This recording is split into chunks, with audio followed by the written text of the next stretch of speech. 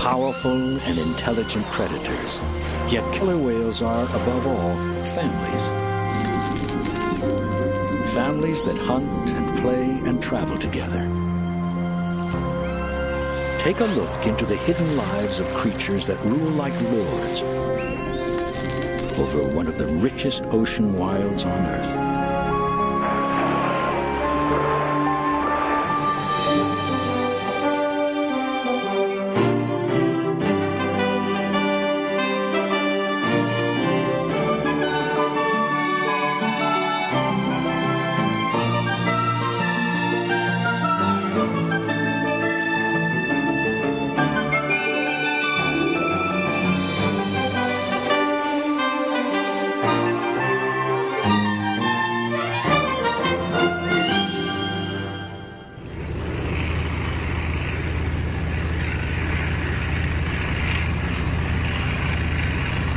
The journey is an attempt to peer with a camera into a hidden kingdom of killer whales in the Pacific Northwest. A longtime goal of diver and filmmaker Theodore Pitcairn. His destination is an area inhabited by about 300 killer whales in the straits between the British Columbia mainland and Vancouver Island.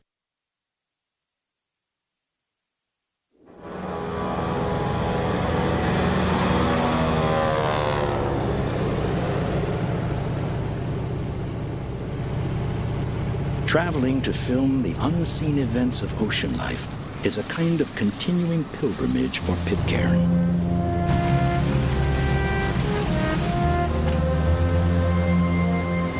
I've come to appreciate that every place in the ocean has its own enchanting qualities.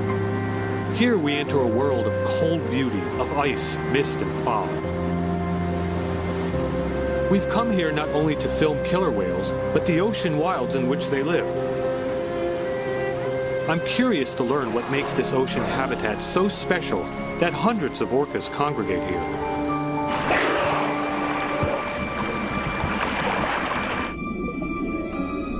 To humans, the ocean here is unbearably cold. I must protect myself from its sting by wearing a dry suit that seals out the frigid water. Sometimes I can see only a few feet away through the murk of plankton and other particles. Powerful currents often buffet me about. These cold water winds blow constantly through the kelp forest of the bottom, so that the realm of the killer whale seems like a place invented by animators who can make plants seem like a troupe of dancers.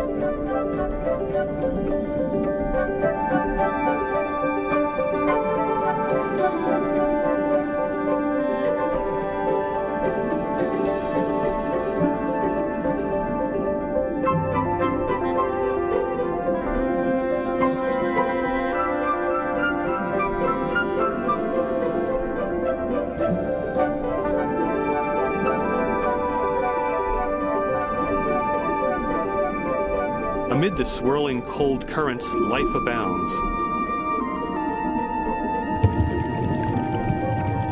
Everywhere I point the camera, there is something looking back at me. Any shadowy corner can hold a surprise.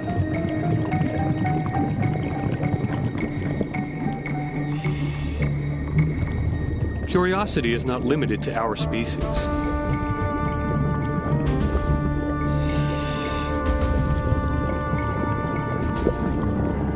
Sensing nothing either familiar or edible, the octopus puts up his guard. Which, for the most intelligent of all mollusks, means transforming its smooth body into a facade of menace.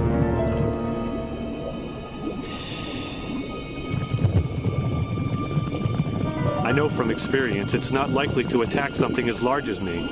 It's just trying to look as fierce as possible.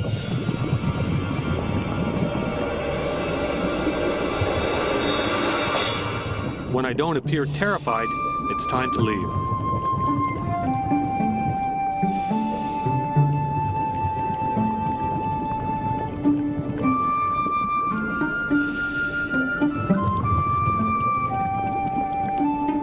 For good measure, he appears to booby-trap my path with a sunflower star. perhaps thinking that this predator, feared by other bottom creatures, will also intimidate me. To avoid frightening the octopus, Pitcairn moves off in a different direction, only to come upon another strange creature.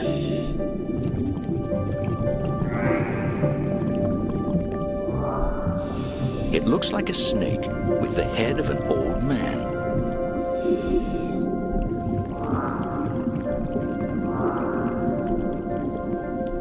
Its name, the wolf eel, suggests ferociousness, and its powerful jaws can crush spiny urchins.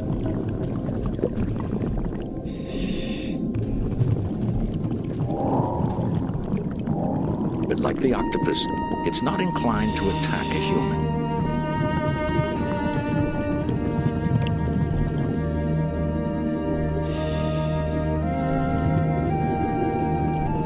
The wolf-eel pair pay Pitcairn little notice, preoccupied more with courtship and their version of nuzzling.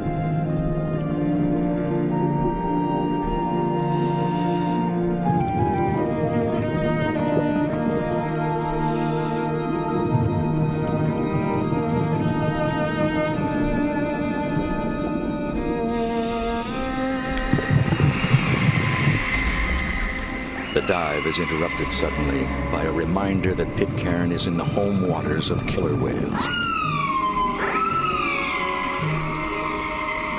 which are often heard before they're seen. Through the murk of the sea, they've detected my presence, and at first seem curious. But one look and they're satisfied. They return to the middle of the strait and go on about their business. Maybe they just prefer their own company. They're almost always seen in groups and rarely linger near a diver like me, which makes it difficult to observe their daily lives.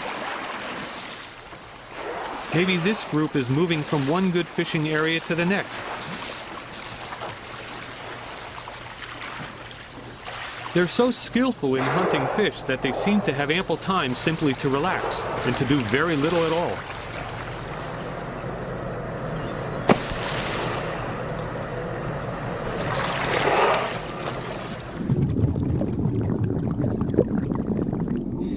Other creatures in the killer whale realm below must survive by eating organic matter blowing by in the endless currents. Like this nudibranch, a kind of snail without a shell, each invents its own way of capturing morsels of food. Sweeping the water with its umbrella-like bonnet, the hooded nudibranch acts like a fisherman, casting a net to catch passing plankton.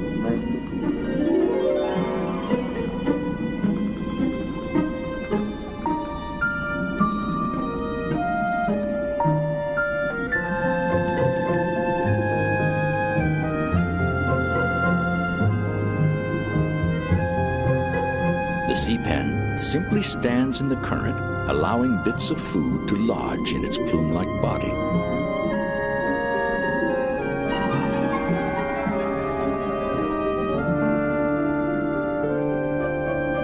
The basket star, an animal that looks like a small bush in winter, snags passing food with its branches.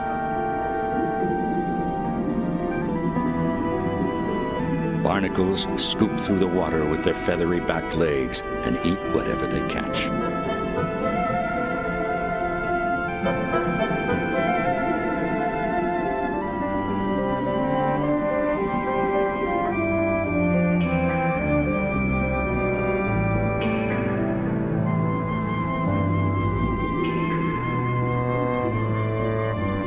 Sometimes the underwater breezes deliver a windfall. The jellyfish can rise and descend by pulsing, but its direction through the sea is determined mostly by the currents.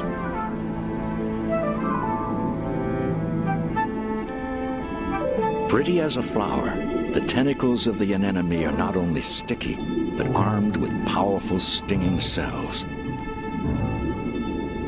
It's a sitting predator awaiting whatever the currents might send in its direction. The jellyfish may have traveled hundreds of miles to get here, but once in the grasp of an enemy, its journey is over.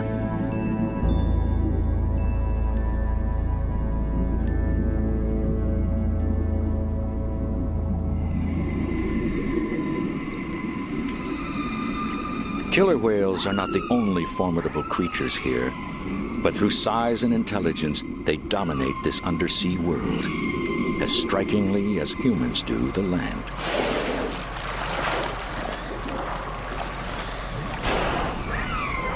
To better understand them, Pitcairn seeks out someone who knows them intimately. Biologist John Ford spends his entire professional life watching and pondering the culture of killer whales, or orcas. He has done so since the early 70s, like an anthropologist studying an ocean tribe. Few know them as well, or have made so many discoveries about their way of life. We left those whales last night around 5:30, way down at the east end of Craycroft Island. They very likely carried on, I guess. Day after day, he observes, records, photographs, accumulating over decades a catalog that identifies not only individual whales, but entire family trees.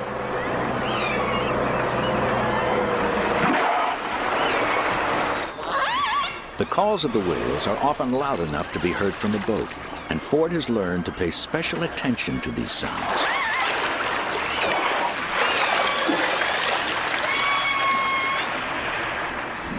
Studying underwater recordings, Ford was among the first to recognize that killer whales communicate in dialects, distinctive to each family group or pod. An individual's family heritage can be determined from the unique calls it makes.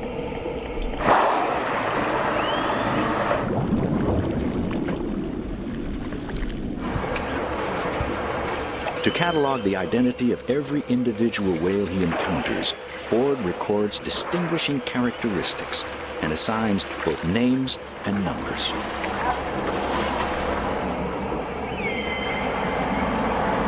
A37 and 46, they're two brothers just swimming together,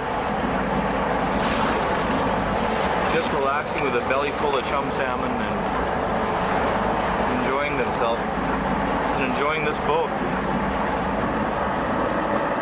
You never know how close they want to get. For all the years of observation, researchers like Ford are still baffled by a great deal of killer whale behavior.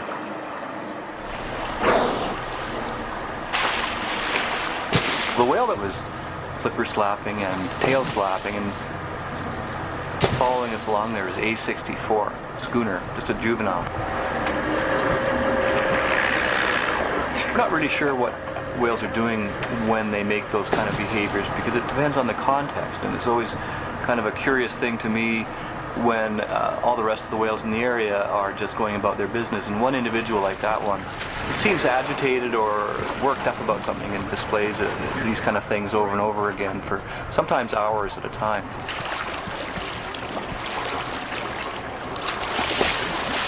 Because monitoring from a boat is limited by weather, Ford has installed a permanent sound monitoring system. Linked to a transmitter, it broadcasts continuously to his office. The world's first all-killer whale radio station.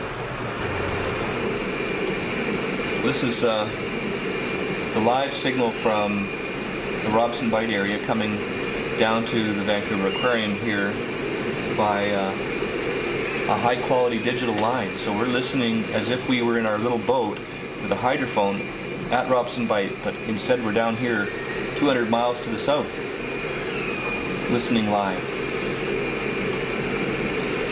This is actually a catalog of the calls that the whales make, so we can match up the patterns this way. So when it goes like that is an N4 call. Young animals that are born into the pod learn those unique family dialects their vocal dialects represent kind of a family acoustic badge that identify the pod and help to keep the integrity and the identity of the pod together.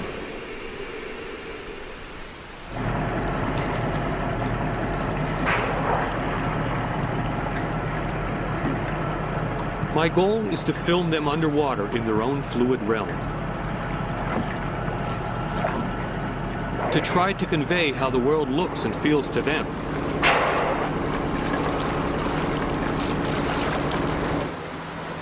While they don't seem to like swimming close to divers, they often like to be near boats.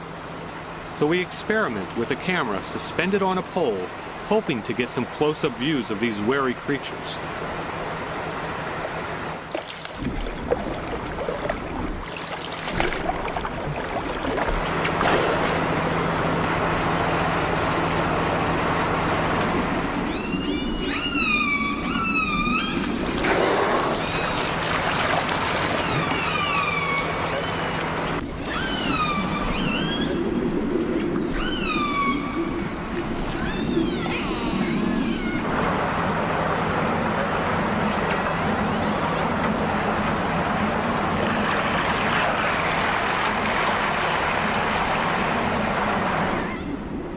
We get a few tantalizing glimpses through the murk, but not everything we hoped for.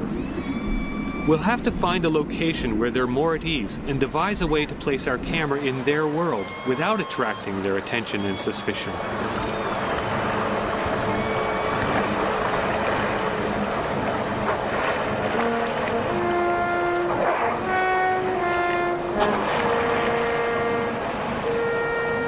As the camera team deliberates over how best to film killer whales, an immense change is underway in the kingdom the whales rule beneath the surface. Spring arrives in this world of shadows and ghostly white anemones, marked by the appearance of strange matter adrift in the currents. It's the stuff of life, and it's everywhere. A female sea cucumber prepares to launch a bundle of eggs. Nearby, a male has begun to eject sperm.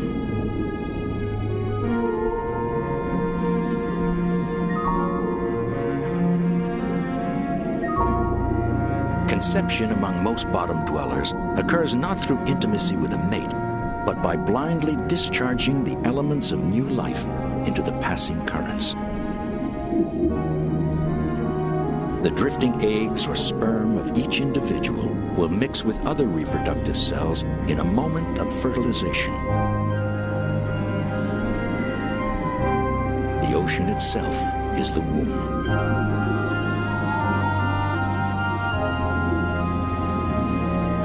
Throughout the coastal seas, creatures of the ocean floor cast the seeds of their next generation into the liquid breezes.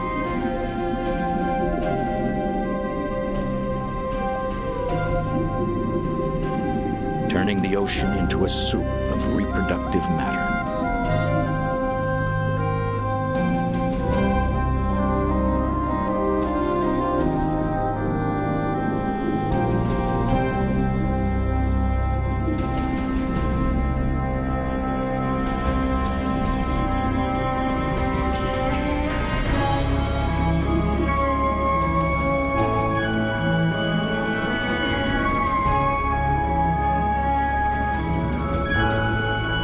But a great percentage of the spawn sent off by creatures like the slime sea star is likely to be intercepted.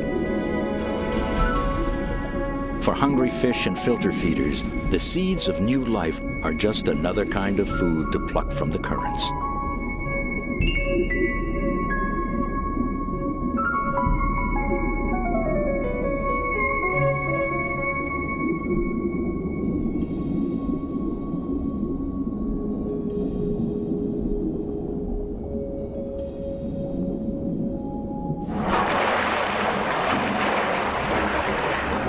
Though killer whales are mostly just observers, their world explodes each March with a rush of predators.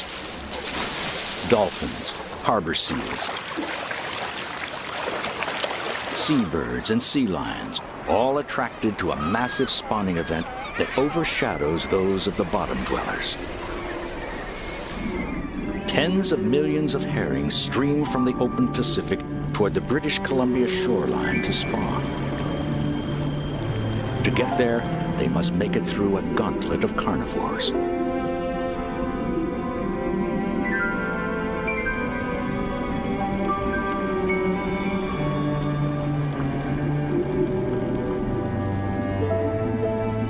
Panicked by the appearance of predators, each fish seeks safety in the middle of the school, producing what looks like a giant silver organism, trying desperately to find a safe path to its spawning grounds. I encounter so many things in the sea that could not occur on land. In the dense embrace of water, 1,000 weightless creatures whirl and dart side by side, like an artwork come to life. I drift beneath it, mesmerized. The local people call it simply a fishbowl, belying the elegant symmetry and beauty of what I see down here.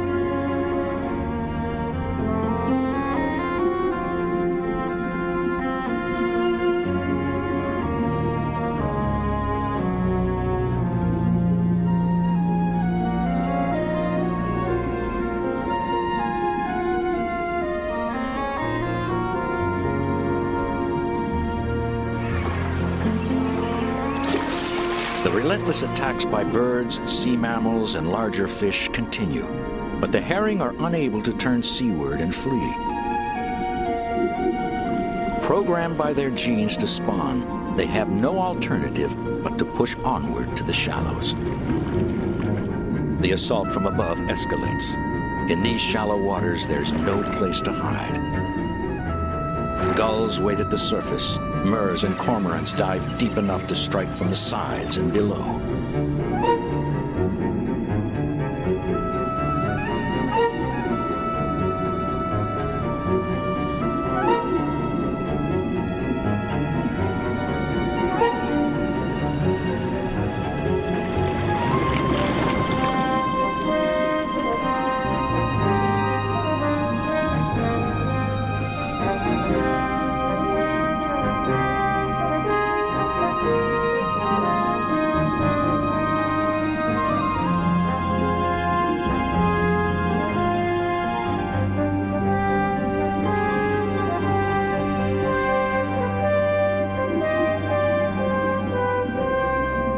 For a time, the annual herring frenzy so dominates life along the coast that it attracts even migratory gray whales into the realm of the killer whales.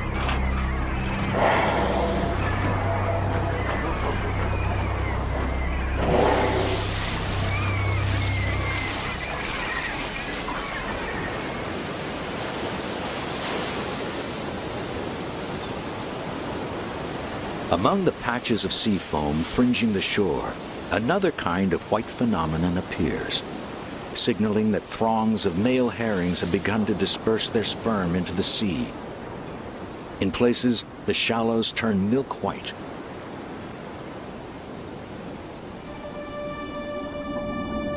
The release of these clouds of sperm, or milt, triggers a reproductive frenzy. The females try to press their eggs into the milk deposited by the males on the bottom. All the while, the milk drifts upward in such volume that vision becomes difficult.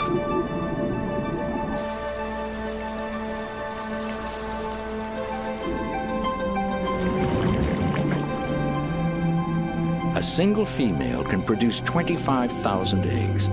The result is an undersea blizzard of almost incomprehensible proportions.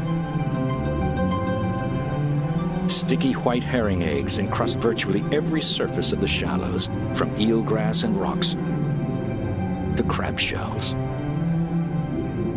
Nearly all of the eggs will be lost to predators and the whims of the sea.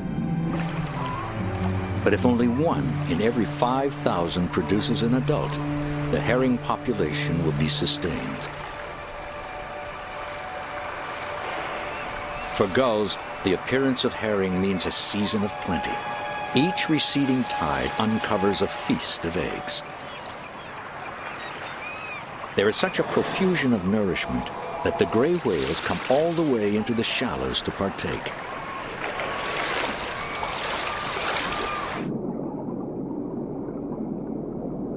Raking the eelgrass with its baleen plates, one of the largest creatures in the sea feeds on eggs the size of birdseed.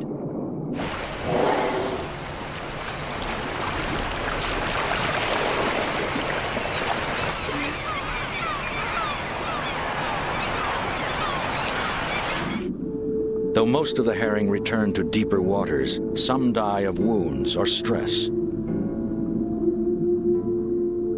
The sunflower star takes care of those left behind.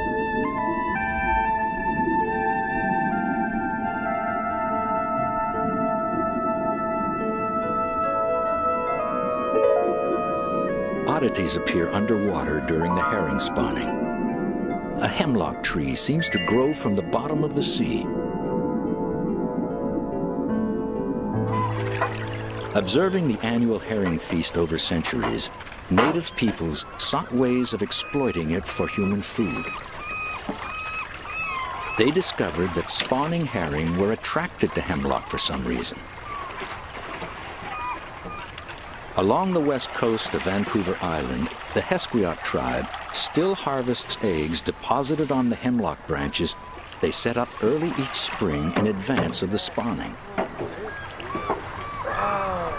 Like their ancestors, present-day Hesquiots treasure the herring caviar as a delicacy.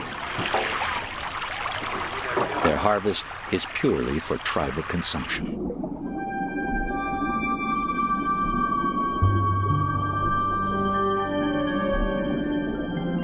But a taste for herring eggs is not limited to native people here. In another cove, spawning herring pass among kelp fronds strung artificially on lines. The Ahusat and Toquat peoples of Vancouver Island have modified their traditional herring harvests to take advantage of the great demand for herring eggs elsewhere. In Japan, herring roe is a delicacy that commands high prices. The tribes and some non-native fishermen as well catch schools of herring using fishing nets, then transfer them into netted enclosures where they spawn on the kelp fronds.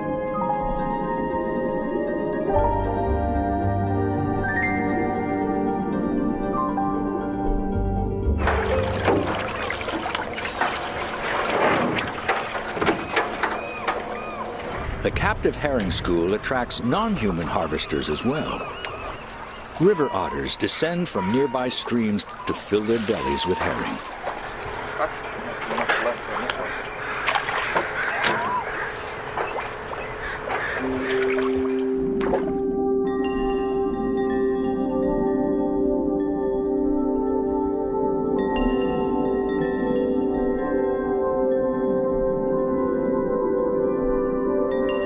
Working under commercial licenses, each year the two native tribes can each collect as much as 40 tons of eggs on kelp.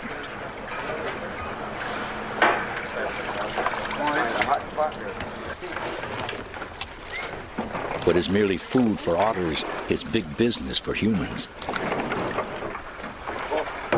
Such commercial harvests can be worth millions of dollars.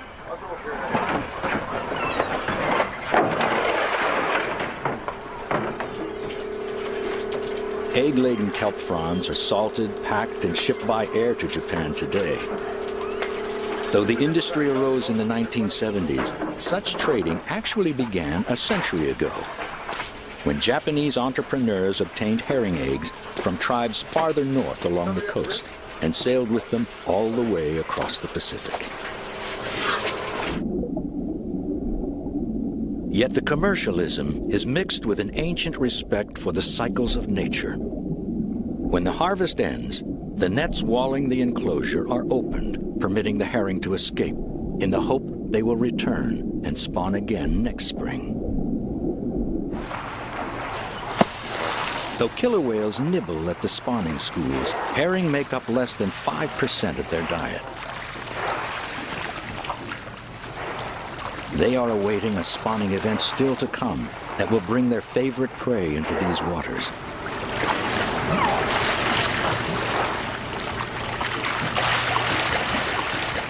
Yet as the killer whales mark time, the greatest exploitation of the herring is about to begin. It dwarfs the hunting by ocean animals and the harvesting by natives. In Vancouver Island harbors, commercial fishing boats await the start of a different kind of herring frenzy. Attention Gulf of Georgia herring seine fleet. This is the Fisheries Patrol Vessel Chilco Post. The herring seine fishery will commence immediately.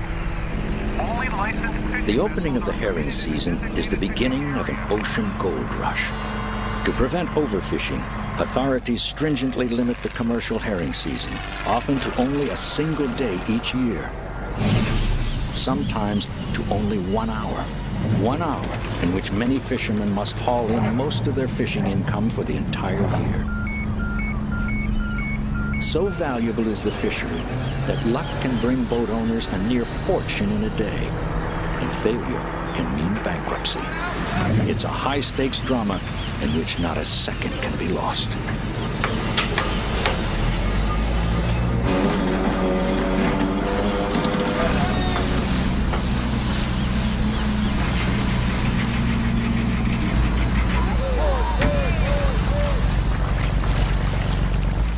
After racing to find a school using sonar, they must quickly encircle it with a seine net. Then draw the net tight, often catching more than herring.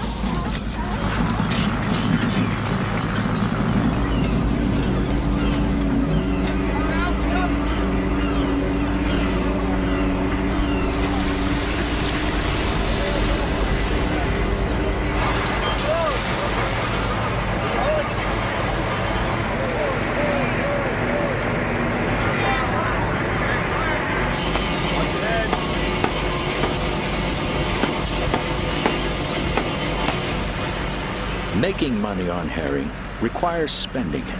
A seiner and its complement of equipment can cost $1.5 million.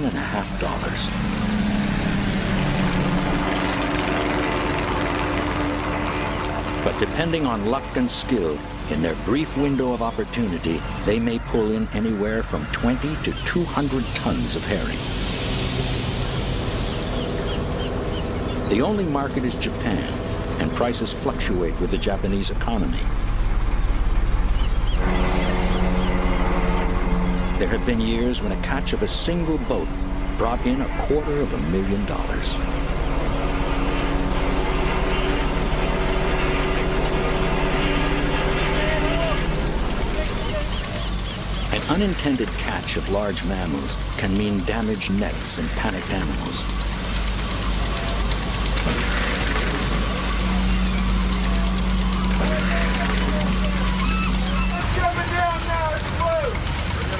The fishermen give the sea lions every opportunity to escape.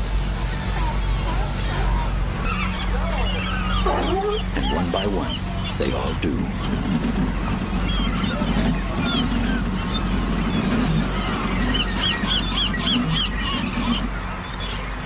Herring return to the same waters each year to spawn. If too many are caught, those waters will be barren in future years. Already, some areas no longer support a fishery, and there are debates over whether the herring population is being jeopardized by too much fishing.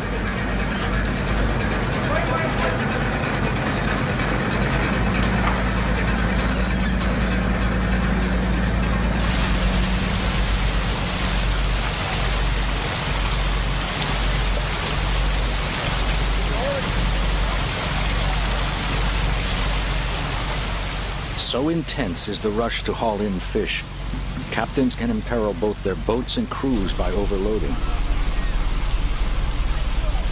Even large vessels can be overturned by 200 tons of fish in their net.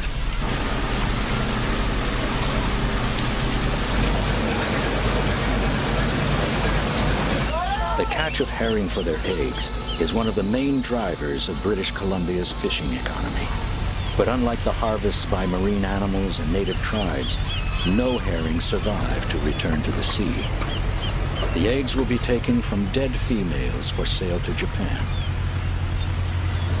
The tons of remaining herring carcasses will be sold not as human food, but for the most part as fertilizer.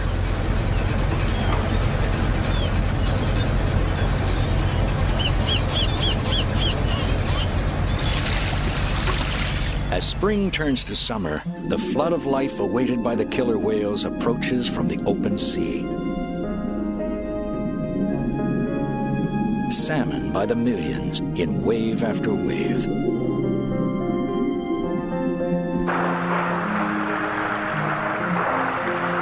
The killer whales residing along this coast prefer salmon above all other foods. To catch them, pod members spread out and comb the area. They send out sonar-like high-frequency clicks that echo off objects in the sea, giving them an acoustic means of detecting their prey through murky waters.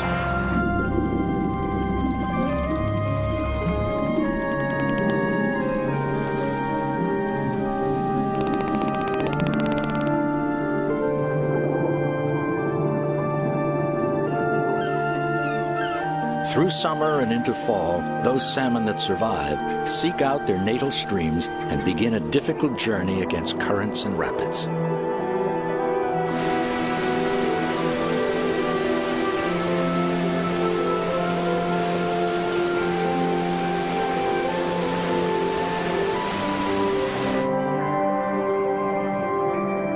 Having survived killer whales, they now meet a terrestrial equivalent. But survival is not their purpose. After spawning, all the salmon will die.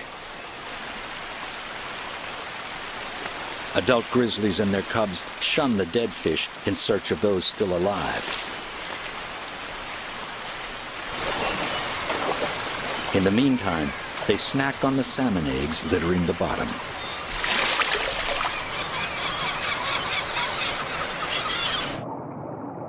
When more salmon arrive, the bears feast relentlessly. Grizzlies face a deadline as fall approaches. To survive the long sleep of winter, they must pack on as much fat as possible.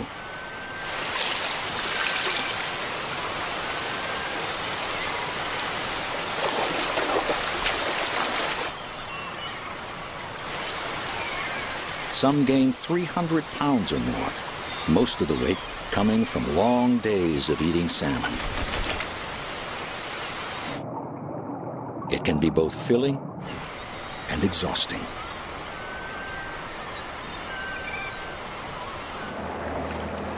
For John Ford, salmon season provides an opportunity to learn more about killer whale feeding techniques and preferences. An experienced eye sees a capture in a quick lunge. Time has shown that the killer whales hunt all 6 of the salmon species found here. It looked to me like a chum, about the right size. And it was quite a prolonged chase there, huh?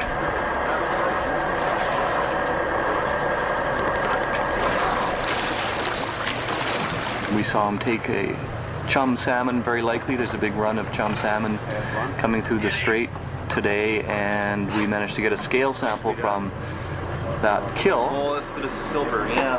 Sometimes you get little bits of pigmented. And we'll be able to identify what species it is from the unique quality of the scale.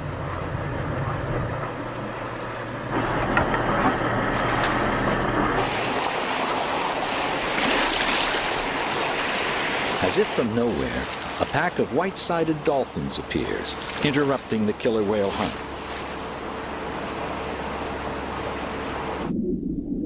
The dolphins rocket about, bothering the whales, like a gang of rowdy youngsters. It's an odd mingling of two marine mammals, but Ford sees it often. Those dolphins like to pester the whales.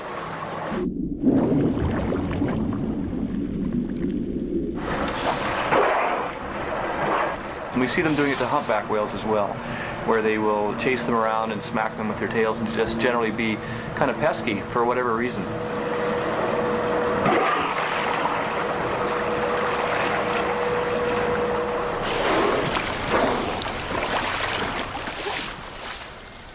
Suddenly and inexplicably, the dolphin pack disappears.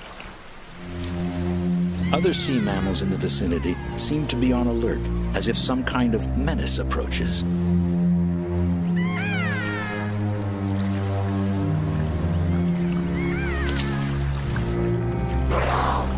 The menace is real.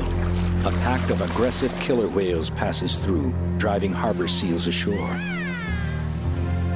More nomadic than the resident whales of the region and traveling in smaller families, these transients also prefer the meat of sea lions and dolphins to fish. Distinguished by tall, pointed dorsal fins, these mammal eaters don't seem to mingle with their fish-eating cousins.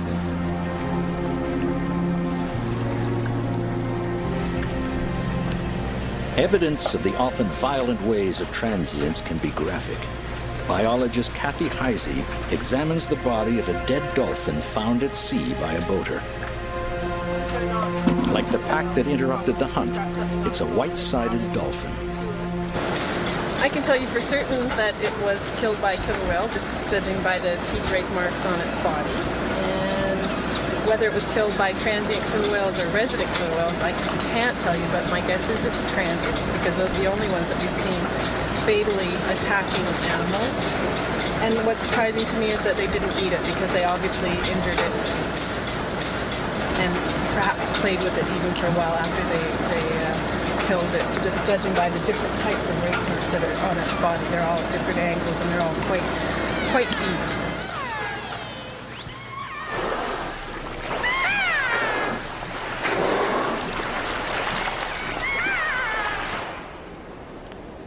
Until the early 1970s, the realm of killer whales in British Columbia lay mostly beyond the interests of humanity.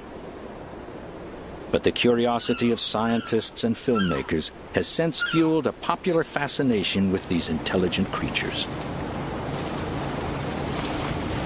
People come from around the world hoping to catch a glimpse of wild orcas. Identification catalogs enable them to learn the name and family history of the creatures they watch. Some learn for the first time that the swimmers before them are traveling families whose social relationships are among the most complex of any mammals on Earth.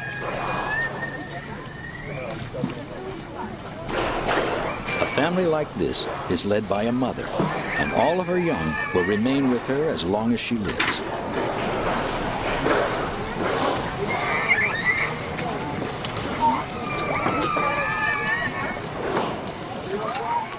Approaching the boat is not just a juvenile whale, but someone's daughter, sister, granddaughter.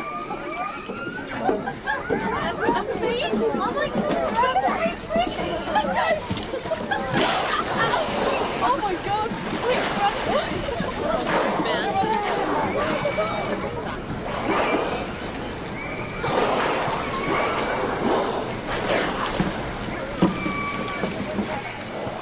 But no matter how close observers get, they see only that tiny fraction of a killer whale's existence that takes place in our world of air.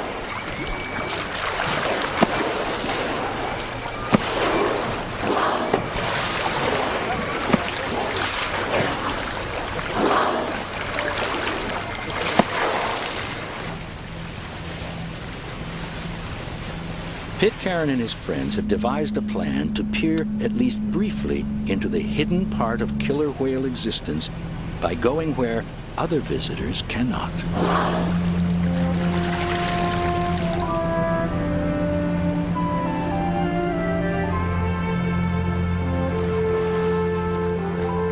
In these undisturbed waters, we come upon a family bound somewhere through the morning mist and cold. For a moment, they don't seem like mighty predators. Just a family on a lonely journey.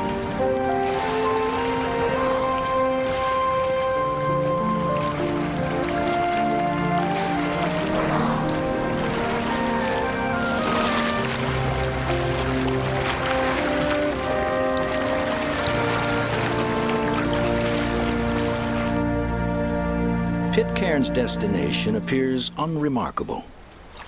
A beach covered by a bed of smooth pebbles that extends out into the shallows. But in fact, it's a special place where killer whales may let down their guard.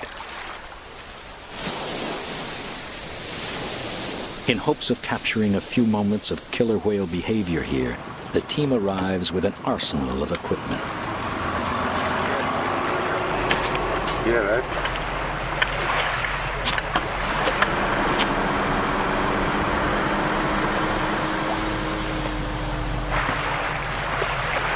Pitcairn and his team have secured special permission to film in this ecological reserve, a whale sanctuary off limits to whale watchers. To avoid disturbing the whales, no diver will enter the water, only a remotely controlled camera. The underwater cameraman must learn to practice his craft sitting on dry land before a miniature steering wheel. Mr. Orca.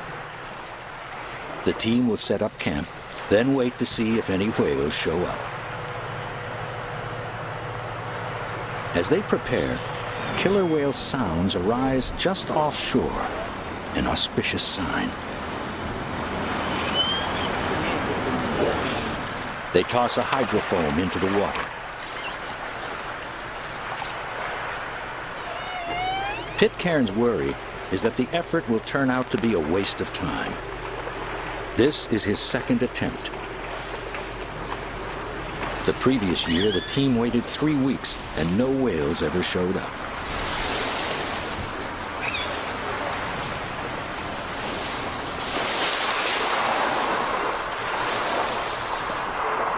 Every precaution has been taken to avoid disrupting killer whale behavior. But there is no way to know if the wary animals will shy away, even from an untended camera.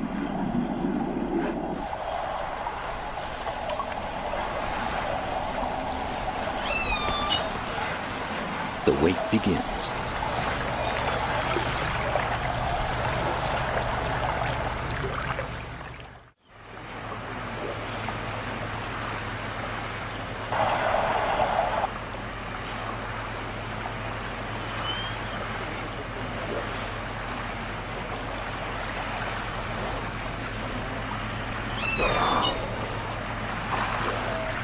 On only the second day, they sight a killer whale family rounding the point, headed toward them.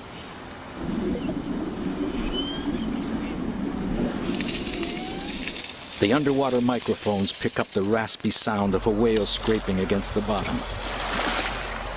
The area is called a rubbing beach because killer whales frequently seek it out to rub their bodies against the bed of pebbles. No one is sure why.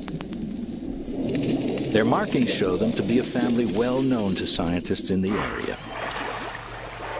A 52-year-old matriarch named Stripe, her 3 children, and a grandson. The tallest fin belongs to her 28-year-old son, Okisolo, the most enthusiastic among them when it comes to rubbing.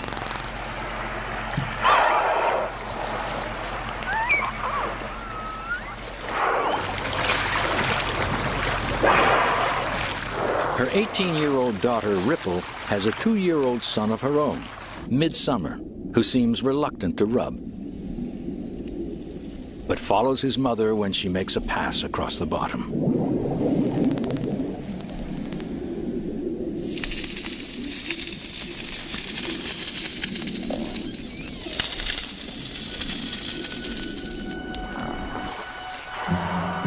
Children at play. Adults enjoying a relaxing swim. It seems the undersea equivalent of a family day at the beach.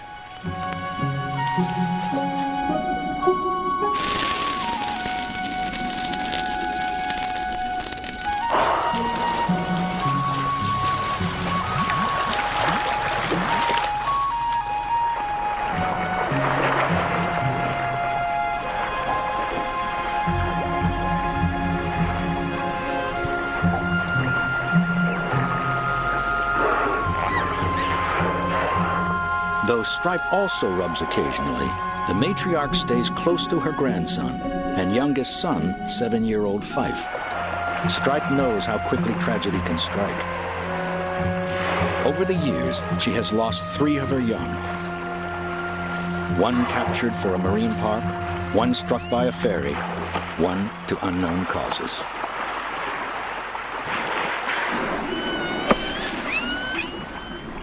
Little Midsummer continues to frolic off the beach, but he won't dare descend to rub the bottom.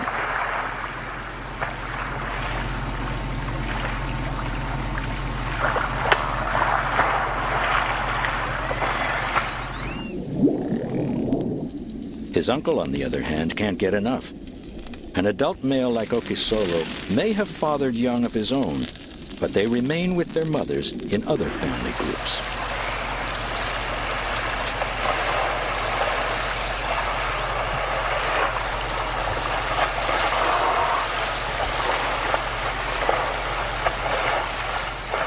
Okisolo will not leave his own mother all of her life.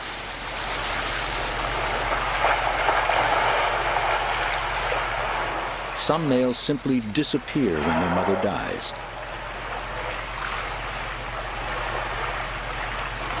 No killer whales in the world, other than the 200 living around northern Vancouver Island, are known to rub like this.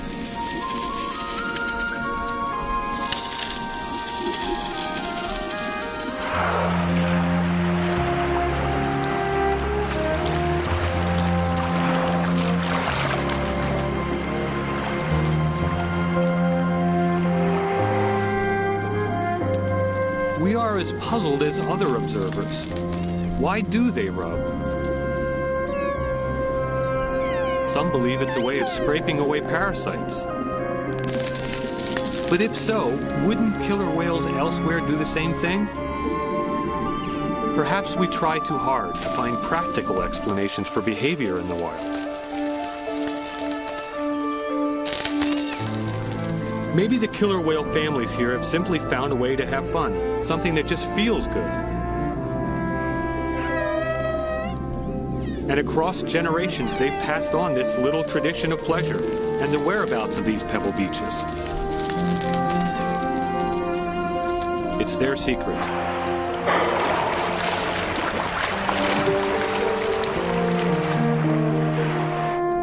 And we're peeking into the place in their world where they can escape the labors of daily survival for an occasional hour of amusement.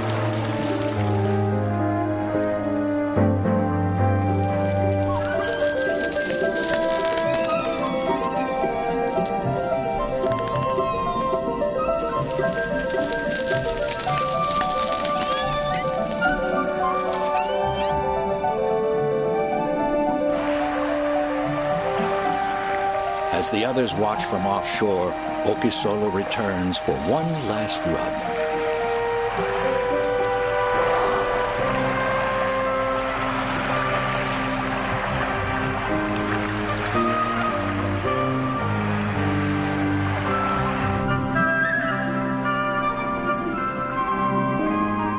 Perhaps inspired by his uncle, little Midsummer finally descends for his first pass over the pebbles, rubbing and blowing bubbles at the same time.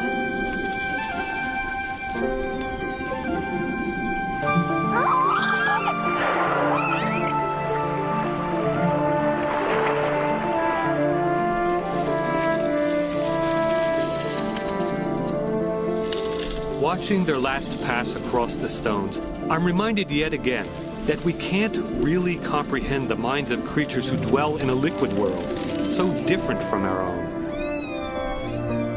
And yet we share with them the concerns of parenthood and the devotion to family, and maybe also a need for sheer fun. At least that's what I would like to believe. It is one thing to observe anonymous animals in the wild, quite another to know them by name, to know their ways of relaxing, to know even their family tragedies.